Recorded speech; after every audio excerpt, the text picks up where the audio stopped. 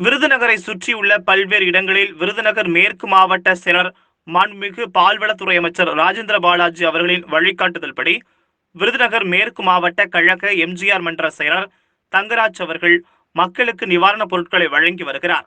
மக்களின் அடிப்படை தேவையான அரிசி, பருப்பு மற்றும் மளிகை சாமான்களை ஒவ்வொரு பகுதி வாரியாக சென்று வழங்கி வருகிறார்.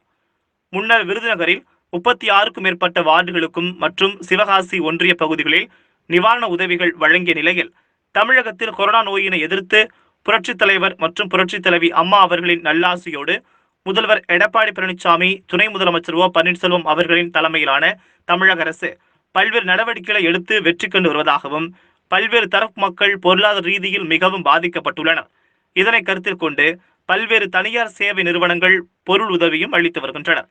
இதேபோல் விருதுநகரை சுற்றியுள்ள பல்வேறு இடங்களில் விருதுநகர் மேற்கு மாவட்ட செயலர் மாண்புமிகு பால்வளத்துறை அமைச்சர் ராஜேந்திர பாலாஜி அவர்களின் வழிகாட்டுதல்படி விருதுநகர் மேற்கு மாவட்ட எம்ஜிஆர் மன்ற செயலர் திரு கோகுலம் எம் தங்கராஜ் அவர்கள் மக்களுக்கு நிவாரணப் பொருட்களை வழங்கி வருகிறார். மக்களின் அடிப்படை தேவையான அரிசி, பருப்பு மற்றும் மளிகை சாமான்களை ஒவ்வொரு பகுதி வாரியாக சென்று வழங்கி வருகிறார். விருதுநகர் தொகுதி முழுவதும் துவக்கி வைத்துக் கொண்டிருக்கின்றார்கள்.